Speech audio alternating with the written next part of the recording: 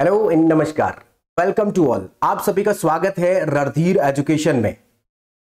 भाई, Indian polity का हम संवैधानिक विकास पढ़ रहे हैं और संवैधानिक विकास के तहत हमने 1773 का रेगुलेटिंग एक्ट समझा, 1773 का रेगुलेटिंग एक्ट। इसके बाद हमने 1781 का एक्ट, 1784 का एक्ट जिसे हम पिट्स इंडिया एक्ट के नाम से जानते हैं, 1793 का एक्ट, उसके बाद 1813, उसके बाद 1833 का एक्ट, 1853 का एक्ट, 1857 की क्रांति को समझा। इसके बाद 1858 का एक्ट समझा, जो कि आप जानते हैं कि यहां से क्राउन रूल शुरू हो जाता है। इसके बाद 1861 का एक्ट समझा।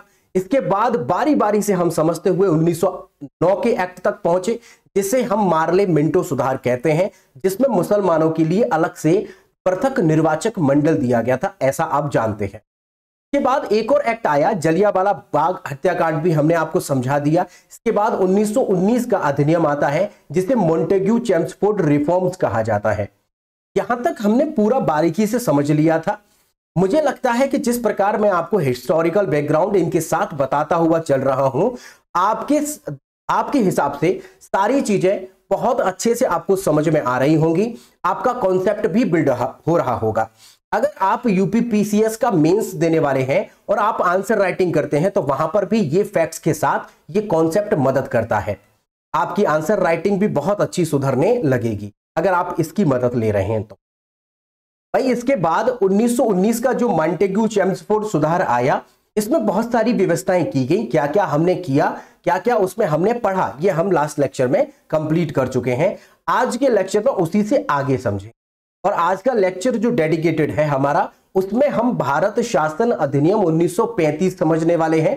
के अलावा हम समझने वाले हैं कि कैसे भारत में साइमन कमीशन आया, उससे पहले नेहरू रिपोर्ट, अगस्त प्रस्ताव, क्रिप्स मिशन और इसके अलावा कैबिनेट मिशन।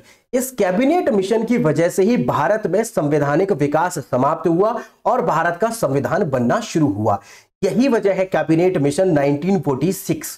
तो इस लेक्चर में हम बारीकी से बहुत कुछ समझने वाले हैं, जिसमें हम शुरुआत करेंगे साइमन कमीशन से। तो शुरू करते हैं आज का लेक्चर और बहुत अच्छे से समझते हैं कि भाई भारत शासन अधिनियम 1935 कैसे बना। बहुत इंपॉर्टेंट एक्ट है, क्योंकि हमारे संविधान में 70% हिस्सा आज भी इसी में से लिया गया है। बहुत इंपॉर्टेंट है, आप याद रखिएगा। एग्जाम में यहां से बहुत सारे सवाल बनते हैं, चाहे आप किसी का भी एग्जाम दे रहे हो, यूपीपीसीएस का प्रीलिम्स देने वाले हो, आरओ देने वाले हो, यूपी कांस्टेबल देने वाले हो, एसएससी सीजीएल सीएचएसएल या फिर और कोई अन्य एग्जाम देने वाले हो, सभी में ये आज का जो लेक्चर है ये बहुत मदद करने वाला है। चलिए शुरू करते हैं और जानते हैं साइमन कमीशन के बारे में। आपको हमने बताया था कि 1919 का जो एक्ट आया, 1919 का जो एक्ट आया, जिसे हम मॉन्टेग्यू चेम्सफोर्ड रिफॉर्म कहते हैं, इस 1919 के एक्ट ने भारत में किस प्रकार सुधार किए, कितने सुधार किए, इस सब का रिव्यू होना था। इस सब का रिव्यू जो करना था, इन अंग्रेजों को 10 साल पर करना था। 10 साल पर, कि 10 साल बाद हम देखेंगे कि जो हमने रिफॉर्म्स लागू किए थे उन्होंने कितना असर किया। अब यह जो रिफॉर्म जो 1919 में आया था, इसी का रिव्यू करने के लिए भारत में कुछ लोग आते हैं और उन लोगों को हम साइमन कमीशन के नाम से जानते हैं। वो आयोग आता है, इसमें टोटल 7 सदस्य होते हैं। अब ये चेक करेंगे, भारत में ब्रिटेन से आते हैं और चेक करेंगे कि भारत में ये जो 1919 का जो अधिनियम था, इसने कितना अच्छा काम किया या भी या नहीं। उन सबकी रिपोर्ट बना करके ये अपने अंग्रेजों को वापस से देंगे। अब आपसे हमारा सवाल है, यदि आप किसी गांव में रहते हैं और गांव की समस्या को समझने के लिए, उसकी रिपोर्ट बनाने के लिए अगर कोई विदेश से व्यक्ति आता है या बाहर का व्यक्ति आता है, तो क्या गांव की समस्याओं को अगर जानता है क्या वो विदेशी? नहीं ना। उतनी अच्छी वो समस्याएं नहीं जान सकता कि जो अंग्रेजों ने यहां पर एक्ट लागू किया, इन समस्याओं को कितना अच्छा काम किया उस एक्ट ने, क्या क्या सुधार हुए या नहीं हुए, ये हमारे भारतीय लोग ज्यादा अच्छे से जानते थे। लेकिन भारतीयों को इस कमीशन में शामिल ही नहीं किया गया। ये सारे के सारे लोग साइमन कमीशन में अंग्रेज थे। अब आप खुद ही बताइए, विदेशी व्यक्ति आपके गांव की समस्या बता सकता है क्या? नहीं। आपके गांव का निवासी जो गांव में रहता है, वही गांव की समस्याओं को बेहतर जानता है। यही समस्या थी साइमन कमीशन के साथ। हमारे देश में बहुत ज्यादा बड़े लेवल पर इसका विरोध किया गया कि भाई इस कमीशन में कोई भी इंडियन नहीं है, और यह 1919 का जो अधिनियम बना है इसकी उल्टी सीधी रिपोर्ट बना करके, अच्छी रिपोर्ट बना करके ये लोग अंग्रेजों को दे देंगे और वो मान लेंगे कि हमारा 1919 का अधिनियम एकदम सफल रहा, क्योंकि रिफॉर्म्स तो वैसे ही बोलते हैं, सुधार तो अपने आप को वैसे ही बता रहे थे। तो भाई ये गलत था, क्योंकि इसमें सारे के सारे लोग अंग्रेज थे। इसीलिए भारत के लोगों ने इस साइमन कमीशन को गोरा कमीशन कह डाला। एग्जाम में बहुत बार पूछा गया है कि इस कमीशन को गोरा कमीशन कहते हैं क्योंकि अंग्रेज गोरे थे, इसीलिए सारे के सारे लोग उसमें गोरे ही थे, इसीलिए साइमन कमीशन का नाम ही रख डाला गोरा कमीशन। भारत में इसका बहुत बड़ा विरोध हुआ, लेकिन हमें जानना है कि साइमन कमीशन कब आना था, 10 साल पर रिव्यू करने। बट 10 साल कब होंगे, 1929 में, 1929 में इसके 10 साल होंगे, लेकिन यह पहले ही फॉर्म कर दिया जाता है। याद रखिएगा इसकी स्थापना, एस्टैब्लिशमेंट 1927 में होता है, की स्थापना 1927 में होती है। इसका उद्देश्य है भारत में संवैधानिक सुधारों की समीक्षा करना, उनका रिव्यू करना कि उन्होंने कितना बेहतरीन काम किया है, कितना असर इन एक्ट का पड़ा है, यह सब चेक करना इसमें उद्देश्य था। It was created to review constitutional reforms in India. बात आपको समझ में आ गई है। बट इसका विरोध किया गया जगह जगह। क्यों किया गया, रीजन है इसका, क्योंकि इसमें कोई भी भारतीय सदस्य नहीं था। इस आयोग में कोई भी भारतीय सदस्य नहीं था, जिससे भारतीय नेताओं में असंतोष था। बात आपको समझ में आई है। There were no Indian members in this commission which caused dissatisfaction among the Indian leaders.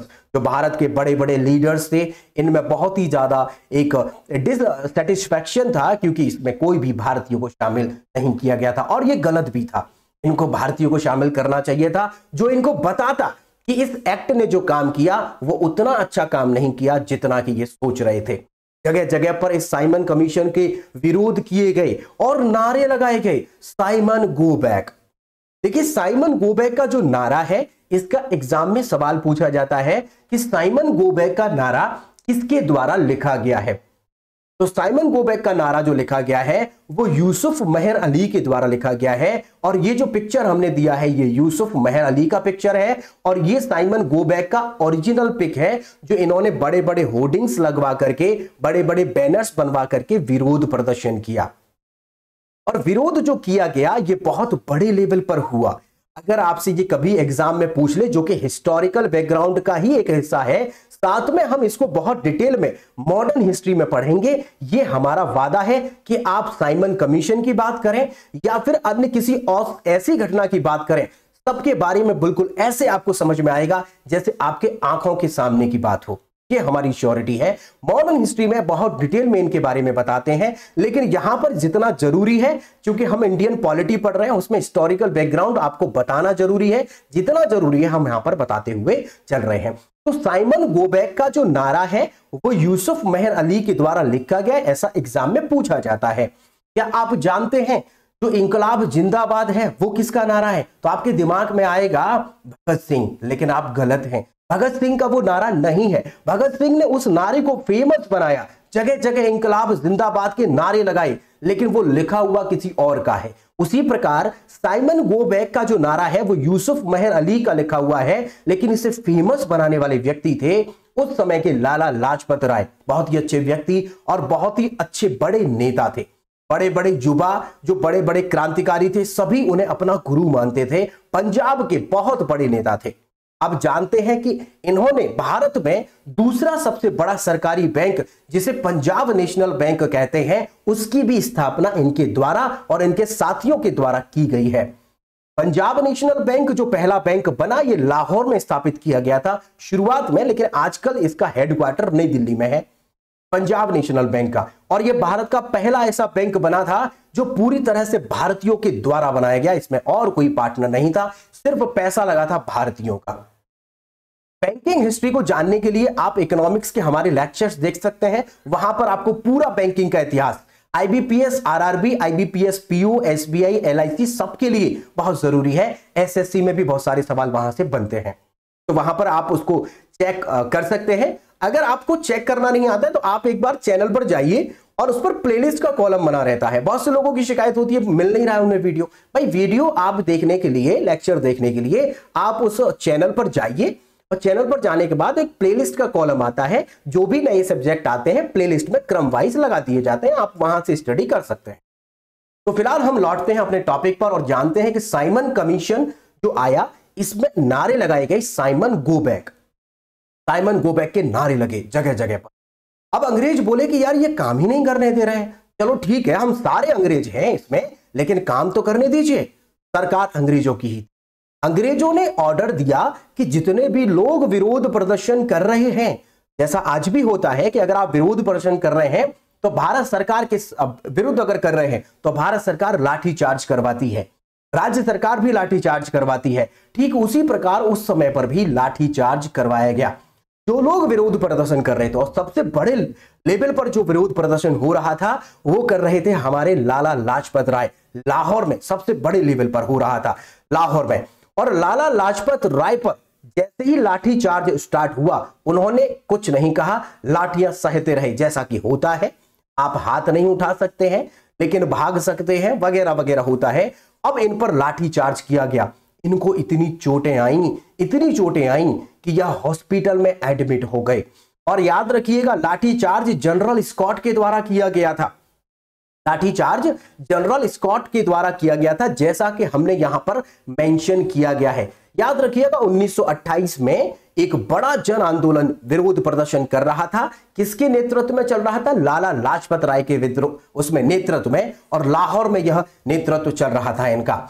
और इसी चोट की वजह से इतनी ज्यादा चोटें आई, हॉस्पिटल में लोग इंतजार कर रहे थे कि हमारे लाला लाजपत राय जिंदा होंगे, सही होंगे और वापस हमारे बीच लौट आएंगे।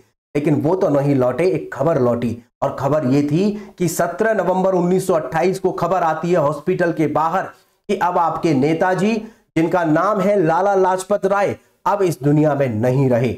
वहीं पर खड़े थे भगत सिंह, सुखदेव, राजगुरु, जिन क्रांतिकारियों का नाम आपने सुना है। यह क्रांतिकारी जो एक युवा थे, नए नए लड़के थे, सब अपने गुरु मानते थे लाला लाजपत राय को।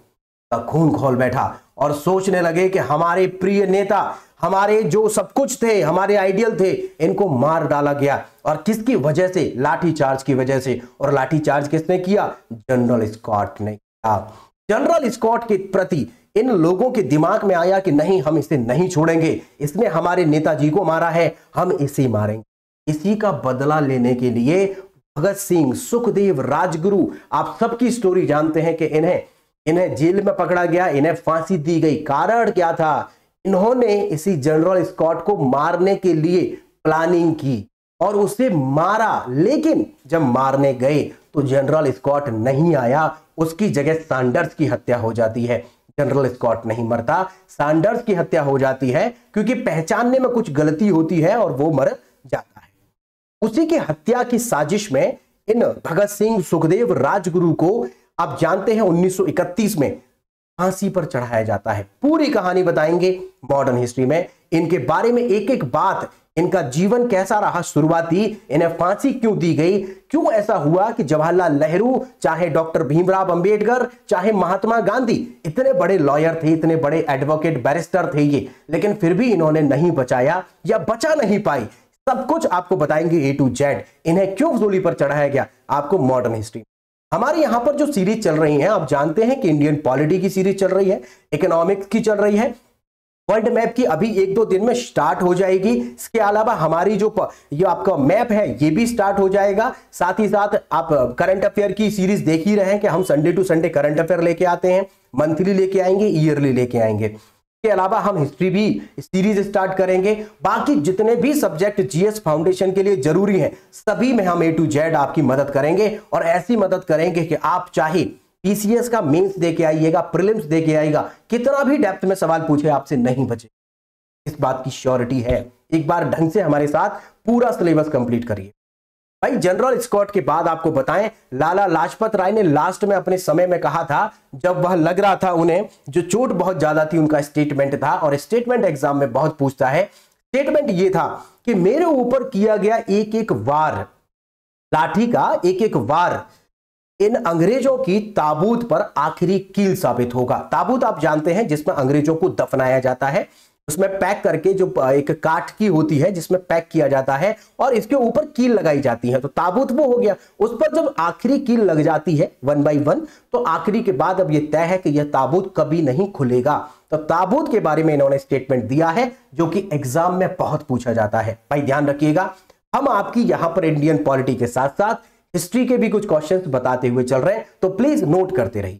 ठीक है भाई, अगर आप जानते हैं कि जैसे हमने बताया इंकलाब जिंदाबाद, ये नारा किसका है, अगर आप जानते हैं तो एक बार कमेंट करके हमें बताइए। हमें लगना चाहिए कि आप स्टूडेंट हैं, हम आपको पढ़ा रहे हैं और आप पढ़ रहे हैं, हमें लगना चाहिए कि आप पढ़ने वाले स्टूडेंट हैं, तो एक बार कमेंट करिए। उस समय पर अगर देखें राज्य का जो सचिव था, इसी समय की बात कर रहे हैं, तो राज्य का सचिव उस समय पर था, जो नाम था उसका लॉर्ड वर्किनहेड। लॉर्ड वर्किनहेड उस समय पर राज्य का सचिव था। ओके, राज्य का सचिव आप जानते हैं कैबिनेट सेक्रेटरी, जिसके अंडर में भारत का वाइसराय काम करता है। वर्किनहेड का दिमाग घूमता है और कहता है यार ये क्या तरीका है, आप जगह जगह पर विरोध प्रदर्शन कर रहे हैं, साइमन कमीशन भारत में रिपोर्ट बनाने के लिए आया है, आप उसे काम नहीं कर रहे हैं, आप चाहते क्या है वो बताइए। ऐसा ये ड्रामा करने लगा, आग बबूला होने लगा और कहा कि अगर आप जो चाहते हैं आप बताइए ना, आप क्या चाहते हैं, आप हमें लिखित में दीजिए आप क्या चाहते हैं। इसी लिखित में देने के लिए भारत में एक रिपोर्ट तैयार की जाती है, इसलिए वर्किनहेड के कहने की वजह से। लेकिन वर्किनहेड ने कह दिया कि जिस रिपोर्ट में आप जो भी लिख के लाएंगे, याद रखिएगा आपके लोग भी सहमत होने चाहिए। इन्होंने यही कहा, वर्किनहेड ने कहा कि आप जो रिपोर्ट बना करके लाएंगे, इस रिपोर्ट में आपके सभी लोग सहमत होने चाहिए। अगर एक भी आदमी सहमत नहीं हुआ, हम आपकी रिपोर्ट नहीं मानेंगे। इन्होंने कहा ओके, हम रिपोर्ट बना के देते हैं। रिपोर्ट बनना शुरू हुई। रिपोर्ट बनाई जाती है मोतीलाल नेहरू की अध्यक्षता में और इसमें सचिव बनाए जाते हैं जवाहरलाल नेहरू। जवाहरलाल नेहरू, मोतीलाल नेहरू, पिता पुत्र दोनों मिलकर के बनाते हैं रिपोर्ट। बाकी और भी लोग शामिल होते हैं, जैसे सुभाष चंद्र बोस भी इसमें हैं, SS आड़े हैं, शोएब कुरैशी है, बहुत सारे लोग इसमें शामिल होते हैं। वो शामिल में कितने लोग हैं मॉडर्न हिस्ट्री का पार्ट है, बट यहां पर हम जानते हैं कि सचिव कौन है, जवाहरलाल नेहरू, अध्यक्ष कौन है आपके मोतीलाल नेहरू। ठीक है, कहानी प्रॉपर चलती रहती है और रिपोर्ट बनाते हैं। रिपोर्ट में कहते हैं, नेहरू रिपोर्ट में, कि भाई हमें ना आप एक काम करिए, राजा आप ही रहिए, किंग आप रहिए, सब कुछ आप रहिए, लेकिन आपके अंडर में हम रहेंगे, हमें डोमिनियन स्टेट दे दीजिए। डोमिनियन स्टेट का मतलब है सहराज्य, मतलब एसोसिएट स्टेट एक तरीके से होता है कि मतलब आप ही सब कुछ रहेंगे, डोमिनियन स्टेट आप ही सब कुछ रहेंगे, लेकिन आपके अंडर में हम काम करते रहेंगे। हमारे भारत के लोगों की समस्याओं को हम जानते हैं, वो हमें बताएंगे और आपके अकॉर्डिंग ही सब कुछ चलेगा, मतलब आप ही सब कुछ हैं, बट हम तो एक आपके अंडर में काम करते रहेंगे। इससे डोमिनियन स्टेट ऐसी मांग की गई और इन्होंने कहा कि हमें मौलिक अधिकार दिए जाए, हमारा संविधान बनवाया जाए, महिलाओं को अधिकार दिए जाए, अल्पसंख्यकों को अधिकार दिए जाए। तो नेहरू रिपोर्ट आती है कब? 10 अगस्त 1928 को। 10 अगस्त 1928 को नेहरू रिपोर्ट आती है। इसमें रिक्वायरमेंट याद रखिएगा, रिक्वायरमेंट है डोमिनियन स्टेट, ये बड़ा इंपॉर्टेंट है। डोमिनियन स्टेट किस में रिक्वायरमेंट होती है? नेहरू रिपोर्ट में। नेहरू रिपोर्ट की जो बात कर रहे हैं, इसमें अध्यक्ष मोतीलाल नेहरू हैं, जो कि जवाहरलाल नेहरू के पिताजी थे। इनके भी पिताजी का नाम गंगाधर नेहरू था, आप जानते हैं। बाकी यहां पर देखते हैं डोमिनियन स्टेट। इन्होंने कहा इस रिपोर्ट में कि एक लिखित संविधान होना चाहिए जिसमें नागरिकों के अधिकार हो और उनकी स्वतंत्रता भी शामिल हो, ऐसा इन्होंने कहा। There must be a written constitution guarantee civil rights and freedoms. अल्पसंख्यकों के लिए, जो माइनॉरिटीज हैं, इनके लिए अलग से व्यवस्थाएं होनी चाहिए, इनको अधिकार मिलना चाहिए, संरक्षण मिलना चाहिए, लेकिन अलग से पृथक निर्वाचक नहीं, मंडल नहीं होना चाहिए, ऐसा इसमें डिमांड की गई है। जैसा कि आप जानते हैं कि 1909 में इन्होंने मुसलमानों के लिए अलग से पृथक निर्वाचक मंडल दिया था। इतनी बात समझ में आई। डोमिनियन स्टेट दिया गया, ठीक है। अब डोमिनियन स्टेट के बाद होता क्या है कि भाई ये रिपोर्ट लेके पहुंचते हैं किसके पास? वर्किनहेड के पास। कि सर आपने कहा था रिपोर्ट के लिए आप क्या डिमांड करते हैं, हम लेके आ गए, जरा देखिए। ठीक है साहब, ओके। इन्होंने, वर्किनहेड ने वो रिपोर्ट ली और पढ़ा। ओके, आप डोमिनियन स्टेट चाहते हैं, अच्छा, ओके, ऑलराइट। के बाद देखा कि एक लिखित संविधान चाहते हैं, ओके, ठीक है। के बाद नागरिकों के भाई मौलिक अधिकार भी चाहते हैं, बहुत अच्छी बात, ठीक है। महिलाओं को अधिकार देना चाहते हैं, बहुत अच्छी बात। अल्पसंख्यकों के लिए विशेष राइट देना चाहते हैं, बहुत अच्छी बात, ठीक है। लेकिन हमने कहा था कि सभी लोग सहमत होने चाहिए। तो पूछा क्या आप सब लोग सहमत हैं? पीछे से एक आदमी की आवाज आती, साहब मैं सहमत नहीं। उस आदमी का नाम है मोहम्मद अली जिन्ना। इसी बेवकूफ की वजह से पाकिस्तान बंटवारा हुआ, भारत का विभाजन हुआ, बांग्लादेश बना है जो कि पहले पूर्वी पाकिस्तान था। इसी बेवकूफ की वजह से यहां पर पाकिस्तान की डिमांड होना शुरू हुई और इसी की वजह से नेहरू रिपोर्ट को फाड़ करके फेंक दिया कि जब तुम्हारे ही लोग नहीं मान रहे तो मैं कैसे मानूं, फाड़ करके फेंक दिया, जाइए भागिए यहां से। ऐसी बदतमीजी की वर्किंग हेड ने। लेकिन आपको याद है ना कि उसी समय पर साथ में जवाहरलाल नेहरू भी थे। जवाहरलाल नेहरू अपने पिता की बदतमीजी को सहन नहीं कर पाए और उन्होंने अपने मन में सोच लिया कि वर्किंग हेड जो डोमिनियन स्टेट की बात कर रहे हैं हम, अब हमें डोमिनियन स्टेट भी नहीं चाहिए, अब हमें पूर्ण स्वराज चाहिए। गुस्सा फूट बैठा। और वैसे भी किसी भी व्यक्ति को अगर किसी ऐसे पिता की इज्जती करनी होती है तो क्या पुत्र के सामने कर देगा? कितना बुरा लगेगा पुत्र को। अगर पुत्र युवा है तो मार बैठेगा, होता है, आप भी जानते हैं। अभी आपको कुछ ही समय पहले का किस्सा बताते हैं कि एक डीएम ने एक शिक्षक को बुलाया और शिक्षक पर सवाल उठाएगा, आप ये नहीं करते हैं, आप वो नहीं करते हैं, चलिए उठा बैठक करिए। उठा बैठक शिक्षक के द्वारा करवाई गई। लेकिन पता है आपको, उसके साथ उसका बेटा भी था शिक्षक का, क्योंकि एक युवा था, तकरीबन 19-20 साल उसकी उम्र थी। उस बच्चे पर क्या प्रभाव पड़ा होगा, ये तत्काल प्रभाव से जैसे ही मुख्यमंत्री को पता चला, उन्होंने तत्काल प्रभाव से उस डीएम को सस्पेंड किया कि आप क्या मैसेज दे रहे हैं समाज को, उस बच्चे पर क्या इंपैक्ट पड़ा होगा, उसके पिता से आप उठक बैठक करवा रहे हैं। तो ये गलत था। जवाहरलाल नेहरू के सामने उनके पिता के साथ जो बदतमीजी हुई, उसी का परिणाम है जो हमारा संविधान 26 जनवरी को लागू किया गया। आप जानते हैं हमारा संविधान 26 नवंबर 1949 को बनकर के तैयार हुआ, लेकिन लागू जो हुआ वो 26 जनवरी 1950 को हुआ। 2 महीने की खुददारी जो सही, 2 महीने का जो इंतजार किया, वो समय वर्किंग हेड की वजह से आया था। इस वर्किंग हेड की वजह से क्यों आया, थोड़ा समझिए। इसी के बाद जब डोमिनियन स्टेट के लिए मना कर दिया कि अब हमें इनके अंडर में रहने की आदत नहीं, अब हम नहीं रहेंगे इनके अंडर, अब हमें स्वतंत्र राज चाहिए, पूर्ण स्वराज चाहिए। पूर्ण स्वराज की मांग 1929 में, आप लाहौर का अधिवेशन कांग्रेस का जानते हैं, उसी में डिमांड की। और 26 जनवरी 1930 को पहली बार स्वाधीनता दिवस मनाया गया और हर साल उसी तारीख से 26 जनवरी 1931, 26 जनवरी 1932 रेगुलर स्वाधीनता दिवस मनाते रहे। और फाइनली जब हमारा देश आजाद हो गया, संविधान बन गया, और संविधान बनने के बाद 26 नवंबर को बना है, लेकिन उसी 26 जनवरी 1950 को हमने फिर वो लागू किया। क्यों? क्योंकि 1930 से हम स्वाधीनता दिवस मना दे जाए। और स्वाधीनता दिवस मना क्यों? क्योंकि जवाहरलाल नेहरू ने कहा था कि अब हमें पूर्ण स्वराज चाहिए, अब डोमिनियन स्टेट नहीं। आज समझ रहे हैं, अगर वहां पर वर्किंग हेड ऐसा न करता तो पूर्ण स्वराज की मांग भी शायद न होती। आपको यहां तक समझ में आ गया है। यह बात पूरी होने के बाद अब इन्होंने, अंग्रेजों ने सोचा कि भाई ये तो इस प्रकार काम ही नहीं करने देंगे, हम एक्ट बनाना चाहते हैं। चूंकि साइमन कमीशन ने अपनी रिपोर्ट वहां सौंप दी है और साइमन कमीशन की रिपोर्ट के आधार पर अब एक नया एक्ट बनने जा रहा है। अगर हमने एक्ट वो लागू कर दिया तो फिर ये बवाल करेंगे, इसीलिए हमारी मेहनत बेकार न चली जाए, एक काम करते हैं, इन लोगों को शामिल कर लेते हैं और एक सम्मेलन बुलाते हैं, और वो सम्मेलन होगा गोलमेज सम्मेलन। तो यहां पर गोलमेज सम्मेलन का मतलब यह है कि भाई हम एक एक्ट बनाने जा रहे हैं और इस एक्ट में आप इधर इधर इधर यहां पर बैठना, और इसका मतलब इसमें कोई हेड नहीं है, सब बराबर हैं, सबकी बात रखी जाएगी, ऐसा इसमें रिक्वायरमेंट की गई। ठीक है साहब, चलो अब ये गोलमेज सम्मेलन के नाम से जाने जाते हैं। 3 गोलमेज सम्मेलन अब तक हुए हैं। पहला गोलमेज सम्मेलन जो हुआ वो 1930 में हुआ, 1930 में हुआ। दूसरा जो हुआ 1931 में हुआ, और तीसरा जो हुआ वो हुआ आपका 1932। याद रखिएगा, इसमें कांग्रेस जो शामिल होती है और आपके महात्मा गांधी जो शामिल होते हैं वो सेकंड में शामिल होते हैं, बाकी इसमें कांग्रेस नहीं था। तीनों में शामिल होने में सबसे ज्यादा जो सवाल अभी तक पूछा गया है वो तीनों में शामिल हुए थे डॉक्टर भीमराव अंबेडकर। यहीं से उन्हें कम्युनल अवार्ड मिला था, जिसकी वजह से दलितों के लिए अलग पृथक निर्वाचक मंडल दिया गया, जिसकी वजह से पूना पैक्ट भी हुआ। पूना पैक्ट की पूरी कहानी आपको मॉडर्न हिस्ट्री में समझाएंगे, A to Z आपको समझ में आए। बट यहां पर आप समझिए कि गोलमेज सम्मेलन क्यों बुलाए जा रहे हैं, क्योंकि भारत में एक नया एक्ट लाना है। बड़ा एक्ट होगा और वो बड़ा एक्ट जो होगा उसमें फिर बाद में दखलंदाजी ना दे, विरोध प्रदर्शन ना किया जाए, तो इनकी रजामंदी से ही उसको बनाते हैं। ठीक है साहब, ये गोलमेज सम्मेलन बुलाए गए और उसके बाद में फिर भारत में एक नया एक्ट आता है।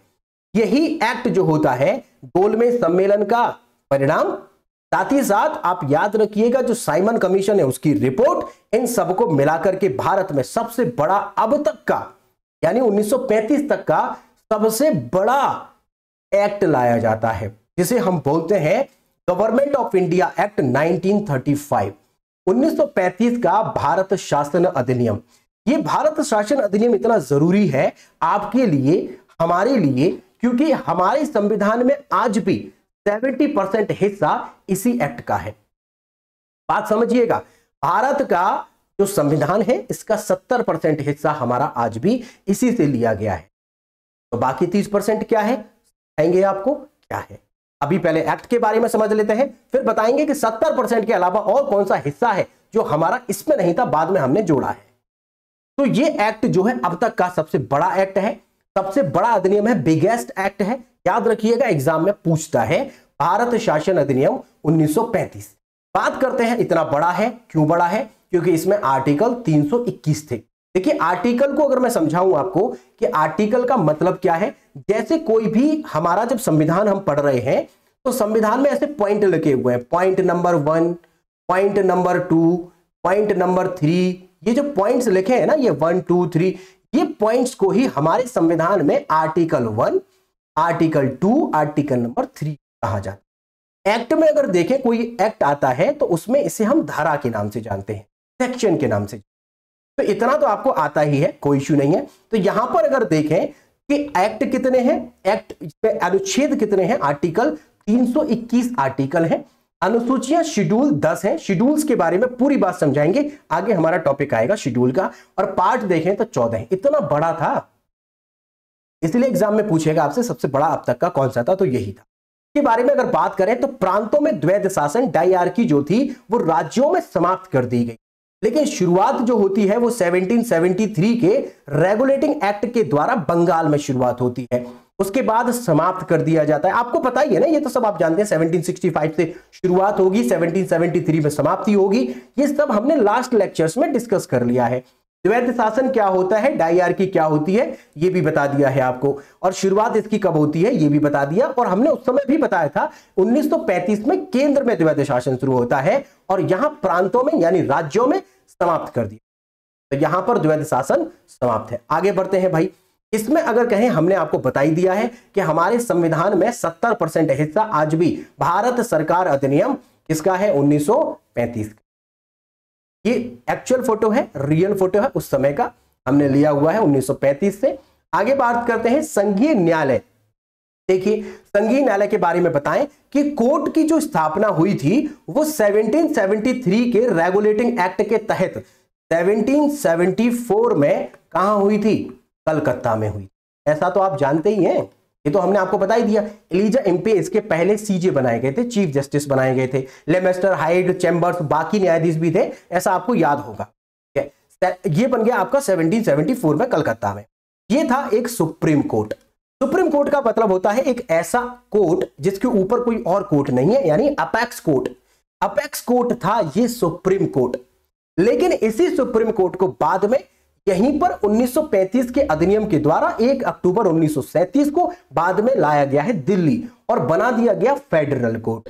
फेडरल कोर्ट का मतलब है संघीय न्यायालय, मतलब इसके ऊपर भी कोई कोर्ट है, ये अपेक्स कोर्ट नहीं है। तो अपेक्स कोर्ट नहीं है तो फिर अपेक्स कोर्ट कौन सा है, तो इसके बाद इसी को जब बनाया गया तो इसके बाद प्रीवी काउंसिल लंदन में अपेक्स कोर्ट था। मतलब अगर आपको अपील करनी हो इस संघीय न्यायालय के विरुद्ध तो आप कहां जाना पड़ेगा, लंदन के प्रीवी काउंसिल में जाना पड़ेगा।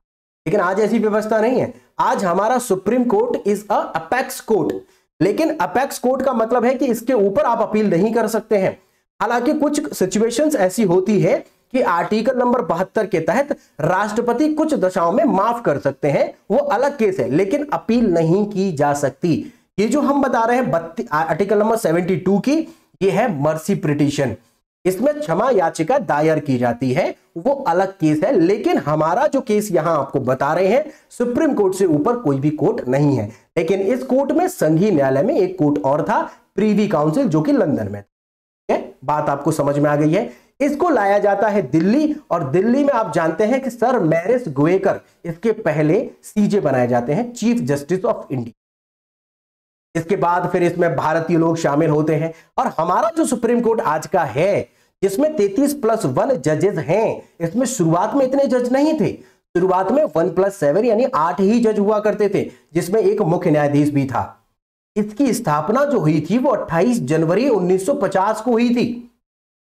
फाइनली 1950 में 28 जनवरी, उससे पहले यह फेडरल कोर्ट था। ठीक है, इतनी बात आपको समझ में आ गई है। आगे बात करते हैं कि जो बर्मा, आप जानते हैं रंगून जिसकी राजधानी हुआ करती थी, इस बर्मा को आज हम म्यांमार के नाम से जानते हैं। इस म्यांमार का विभाजन कर दिया गया और इसे भारत से सेपरेट कर दिया गया इस एक्ट के तहत, 1935 के एक्ट के तहत। बड़ा ही फेवरेट क्वेश्चन है आयोग का, पूछेगा बर्मा को भारत से किस एक्ट के तहत अलग किया गया? 1935 के एक्ट के तहत अलग किया गया।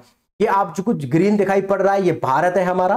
इसके बाद पटकोई, बोम, अराकाम, योमा, ये पर्वत यहां पर श्रृंखला पड़ती है। और इसके बाद का ये जो पार्ट आपको दिख रहा है, यही है म्यांमार। ये कभी भारत हुआ करता था, लेकिन 1935 के अधिनियम के द्वारा इस बर्मा को यानी म्यांमार को अलग कर दिया गया। पहले इसे बर्मा के नाम से जानते थे, रंगून इसकी राजधानी थी। आप जानते हैं कि बहादुर शाह जफर की कब्र यहीं पर है। बेचारे नहीं चाहते थे कि उनको भारत की जमीन ही मिले, ऐसा वो चाहते थे, लेकिन आज भी कब्र उनकी कहां पर है? भारत से बाहर है। ठीक है, आगे बात करते हैं। इसी एक्ट के तहत 1 अप्रैल 1935 को भारतीय reserve bank Hilton young commission, यानी जिसे हम रॉयल कमीशन भी कहते हैं, उसकी सिफारिश पर यह बैंक बनाया जाता है, जो कि भारत का एक सेंट्रल बैंक था। लेकिन आपको ताज्जुब होगा कि यह एक प्राइवेट बैंक था। 5 करोड़ की कैपिटल, केवल 5 करोड़ की कैपिटल के साथ यह आरबीआई बनाया गया। कब बनाया गया? 1 अप्रैल 1935 को। किस एक्ट के माध्यम से? 1935 के भारत शासन अधिनियम के माध्यम से। बात याद रखिएगा। First governor sir Osborne Smith बनाए गए। इसके बाद में और भी गवर्नर्स बने हैं, जैसे जेम्स टेलर बने हैं। उसके बाद सीडी देशमुख बने हैं, जो कि यहां पर अगर हम कहें, सीडी देशमुख पहले भारतीय गवर्नर थे।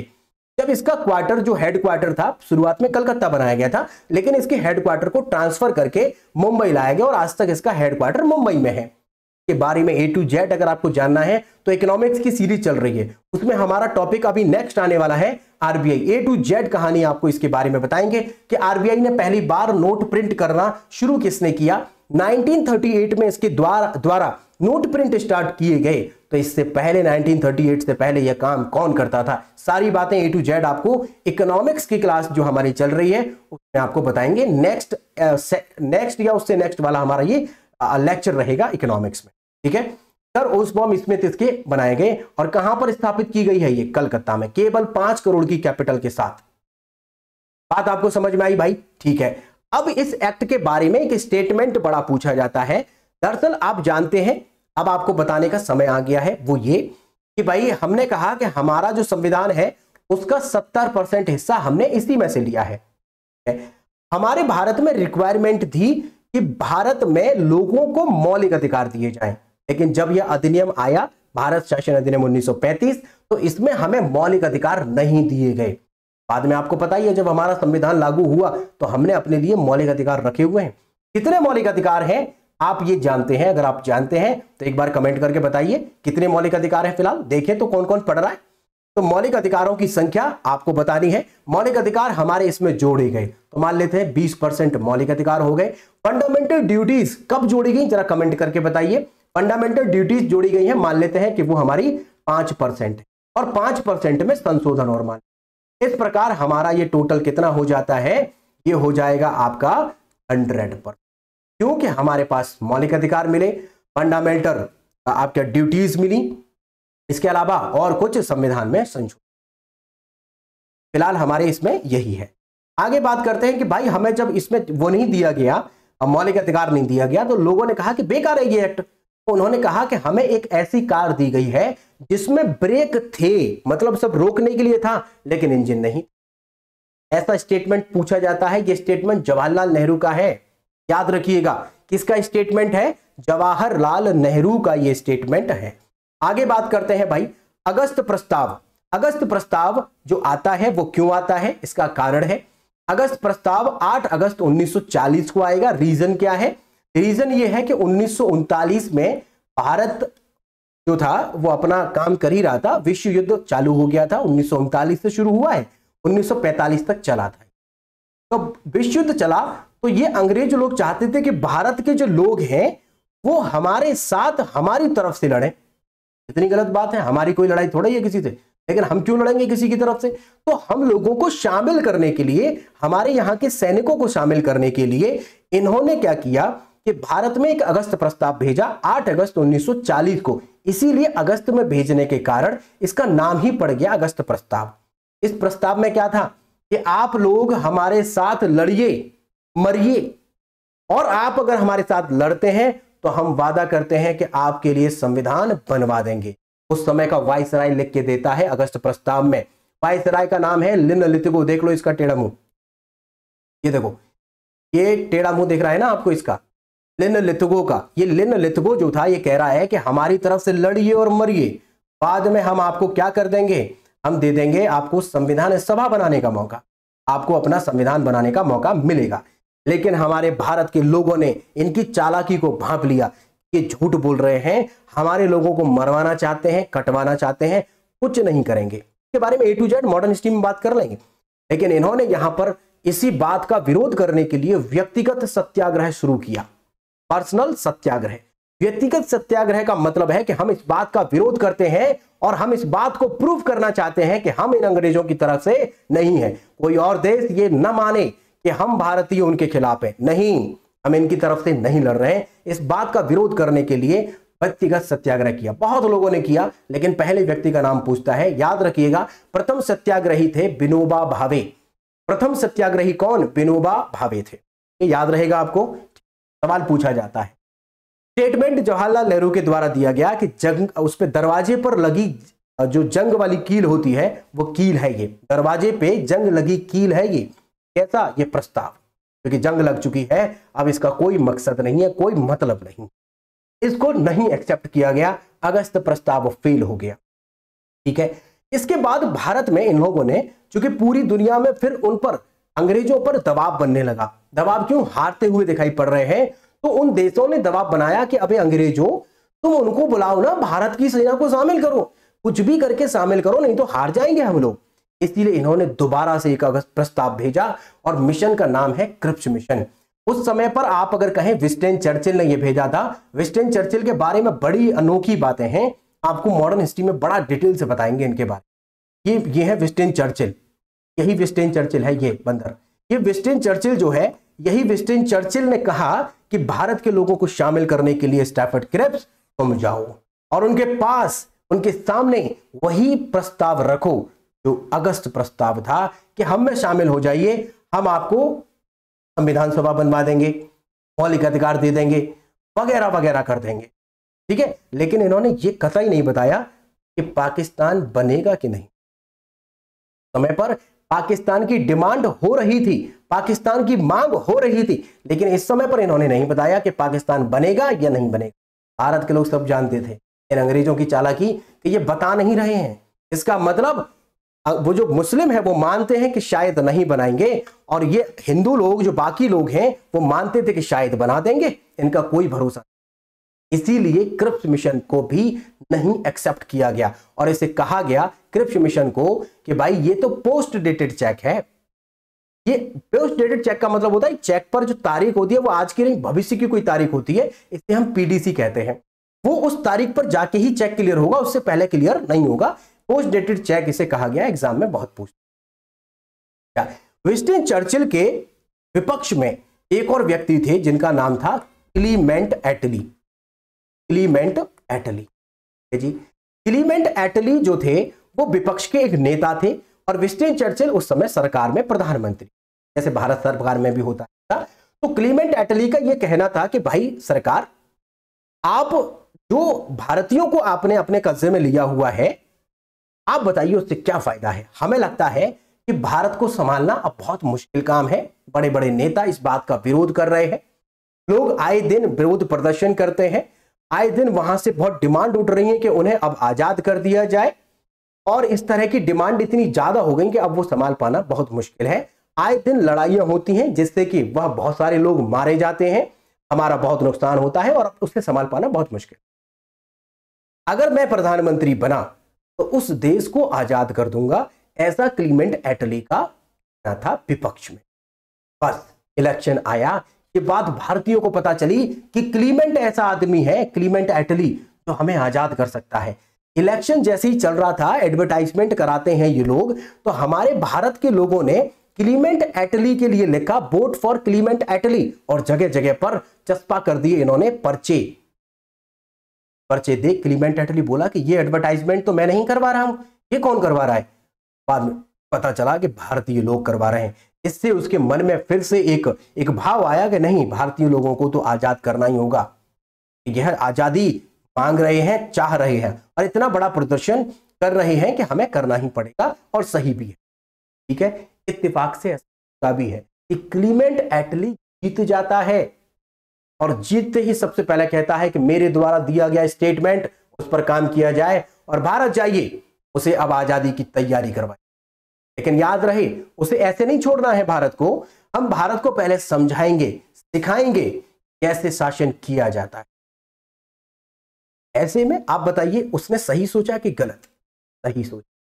अगर वह ऐसे ही अचानक छोड़ करके हमारे देश को चलते, तो भारत में इन्होंने उसी समय पर भेजा कैबिनेट मिशन 1947, 1946, बड़ा जरूरी है, याद रखिएगा, कैबिनेट मिशन 1946 में 1946 में, और इसमें 3 लोग भेजे जाते हैं। इन 3 में सबसे बड़ा आदमी जो है, जो इसका अध्यक्ष है, उसका नाम है पैंथिक लॉरेंस। पैंथिक लॉरेंस ये वो व्यक्ति है, यही इसका अध्यक्ष बनाया जाता है। इसके अलावा एवी अलेक्जेंडर जो कि दूसरा व्यक्ति है, और तीसरा व्यक्ति है स्टैफर्ड क्रिप्स। ये क्रिप्स मिशन लाया था वही वाला है, क्रिप्स मिशन लाया था वही है ये स्टैफर्ड क्रिप्स। लेकिन यहां पर 3 लोग आते हैं, जिसमें ये लोग हैं।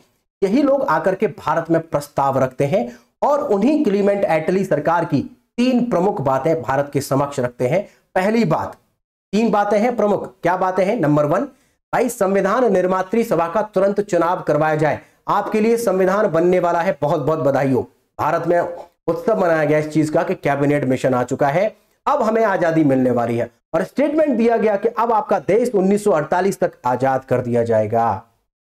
1948 तक आपका देश आजाद कर दिया जाएगा। लेकिन आप सब जानते हैं कि हमारा देश 1947 में आजाद हो। क्यों? मॉडर्न हिस्ट्री में मिलिएगा, सब कुछ बताएंगे आपको A to Z, ऐसा क्यों हुआ कि हमें 1 साल पहले ही आजाद कर दिया गया। इसके अलावा इन्होंने बोला कि हम आपको छोड़कर नहीं जाएंगे ऐसे ही, क्योंकि छोड़ के चले गए तो आप लोग आपस में कटेंगे, मरेंगे कि कौन प्रधानमंत्री बनेगा, मैं बनूंगा, ये सब मार काट ना हो। इसीलिए पहले हम आपको सिखाएंगे, अंतरिम सरकार बना करके आपको सिखाएंगे कि रूल कैसे करना होता है। किसी को वित्त मंत्री बनाएंगे, किसी को रेल मंत्री बनाएंगे, किसी को श्रम कानून मंत्री बनाएंगे, किसी को कृषि मंत्री बनाएंगे, प्रधानमंत्री बनाएंगे, और सिखाएंगे कि काम कैसे होता है। जब आप काम सीख जाएंगे, हम बड़ा अच्छा सोचा इन लोग, जरूरत भी थी। तो यहां पर अंतरिम सरकार ये काम करेगी, जिसे हम इंटरिम गवर्नमेंट बोलते हैं। इसका उद्देश्य रहेगा कि भाई काम कैसे करना है ये सीखना। समझ में आ गया होगा? आपने बहुत सी किताबें पढ़ी होंगी, लेकिन आपने शायद ये डाउट आपको भी होगा कि अंतरिम सरकार का आखिरकार क्यों बनाया गया, क्या मतलब था। तो ये वोटिंग, जनता के वोटों के आधार पर नहीं बनी थी। ये ऐसी सरकार थी जो कांग्रेस में वोटिंग के आधार पर बनाई गई, और इसमें प्रधानमंत्री बनाए गए थे जवाहरलाल नेहरू। ये वोटिंग के आधार पर नहीं था, मतलब जनता की वोट नहीं थी, कांग्रेस की वोटिंग के आधार पर इनको बना लिया गया। लेकिन आपको यह भी जानकर हैरानी होगी कि जिन्हें प्रधानमंत्री बनाया गया उनके नाम का एक भी वोट नहीं पड़ा था। वोट जो पड़े वो 15 वोट थे, जिसमें से 12 वोट जो पड़े वो वल्लभ भाई पटेल के लिए पड़े थे। बाकी वोट पट्टाभी सीतारमैया के लिए पड़े। जवाहरलाल नेहरू को तो कोई प्रधानमंत्री बनाना भी नहीं चाहा, लेकिन बने क्यों? इतिहास में आपको क्यों बने। इसके अलावा इन्होंने तीसरी बात सबसे प्रमुख, कि पाकिस्तान नहीं बनेगा, क्योंकि डिमांड 1940 में हो चुकी थी, और इन्होंने कहा कि पाकिस्तान नहीं बनेगा। इसी बात पर मोहम्मद अली जिन्ना नाराज हुआ था, और मोहम्मद अली जिन्ना ने डायरेक्ट एक्शन डे मनाया और दंगे करवाए, मारकाट करवाई। सब कुछ बताएंगे आपको मॉडर्न हिस्ट्री में। तो यहां पर 3 बातें आपको याद रखनी है। संविधान निर्मात्री सभा बनाई जाए तुरंत, इसके अलावा अंतरिम सरकार बनाई जाए और पाकिस्तान नहीं बनेगा। के बाद चुनाव शुरू हुए, इसके लिए संविधान सभा बनने के लिए, और जुलाई से अगस्त तक 1946 में संविधान सभा के लिए चुनाव करवाए गए, बड़े जरूरी हैं। और 10 लाख कैंडिडेट पर एक कैंडिडेट चुन करके आना था, यह चुनाव करवाया गया। 10 लाख पर एक, याद रखिएगा एग्जाम में पूछता है, 10 लाख पर एक प्रतिनिधि चुनकर संविधान सभा में पहुंचा। अब इसमें कौन कौन पहुंचे हैं, जैसे 292 प्रांतों से, प्रोविजन से, जैसे हम कहते हैं कि प्रोविंसेस थे ये, जैसे हम राज्य समझ लीजिए, राज्य से हमारे 292 लोग पहुंचे हैं राज्यों से। 93 लोग जो पहुंचे हैं वो देसी रियासतों से पहुंचे हैं, राज्य रजवाड़े जिनको हम नेटिव प्रिंसली स्टेट कहते हैं, वहां से पहुंचे हैं। और 4 जो पहुंचे हैं वो कमिश्नरियों से पहुंचे। ठीक है, याद रहेगा, प्रतिनिधित्व याद रहना चाहिए। 10 लाख पर एक कैंडिडेट है, साथ में 292 प्रोविजन से और ये देसी रियासतों से 93 और 4 कमिश्नरियों। ठीक है, लेकिन याद रखिएगा एक ऐसी जगह जिसमें इस संविधान सभा में पार्टिसिपेट ही नहीं किए, और वो है याद रखिएगा, एग्जाम में बहुत पूछता है, हैदराबाद ने संविधान सभा में भाग नहीं लिया। हैदराबाद ने संविधान सभा में भाग नहीं लिया, एग्जाम में कई बार रिपीट हुआ है क्वेश्चन, याद रखिएगा। आगे बढ़ते हैं भाई। अंतरिम सरकार का जो गठन हुआ वो 2 सितंबर 1946 को किया गया। इसमें कौन कौन लोग थे, किसको क्या पद मिला, ये याद रहे। जनता के वोटिंग के आधार पर नहीं बना, जनता के वोटिंग के आधार पर 1991 में शुरू होगा, 1951 में शुरू होगा, और उसके बाद ये इलेक्शन चलेगा और 1952 में पहली बार सरकार बनेगी। सबसे लंबा चलता है वोटिंग पहली बार, तो वो जनता के वोटिंग के आधार पर बाद में प्रधानमंत्री बनते हैं, बट यहां पर पहले बनते हैं। ये कांग्रेस के लोगों को ही प्रधानमंत्री बना दिया जाए।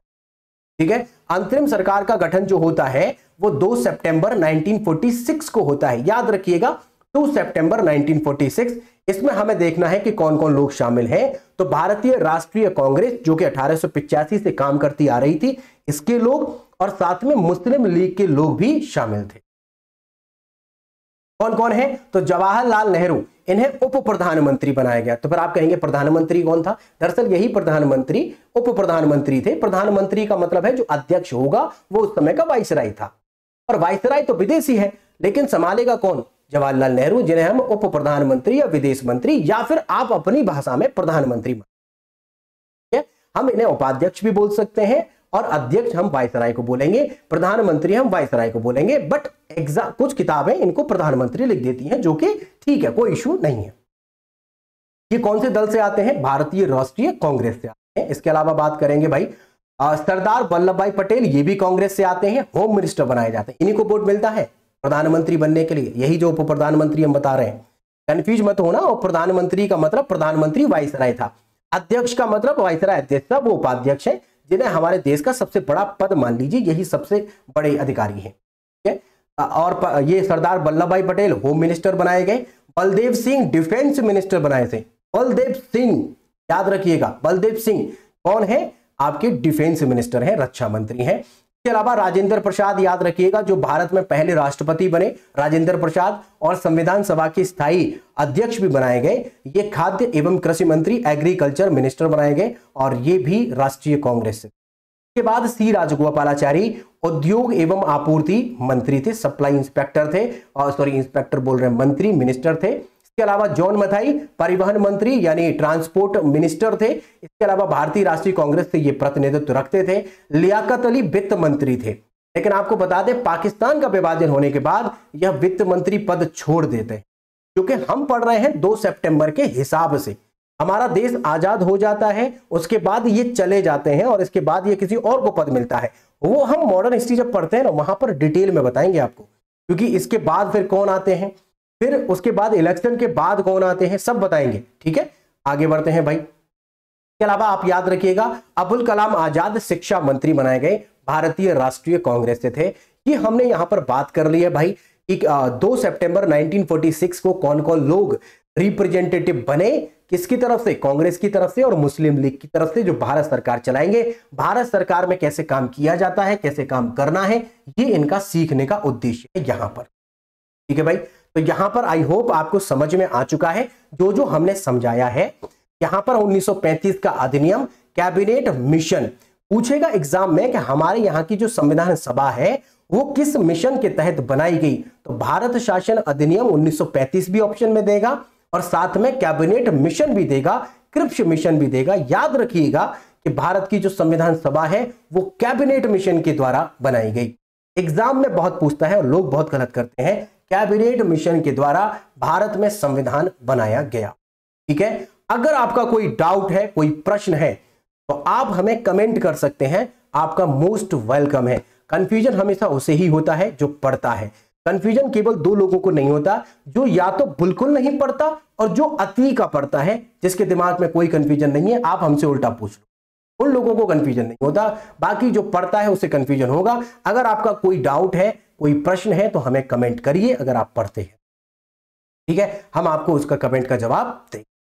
भाई अगर आप चैनल पर पहली बार आए हैं और अभी तक आपने चैनल को सब्सक्राइब नहीं किया है तो सब्सक्राइब कर लीजिए, बेल आइकन को प्रेस कर दीजिए, जिससे कि नए लेक्चर्स जो भी हम अपलोड कर रहे हैं ये इसका नोटिफिकेशन आपको सबसे पहले मिल सके।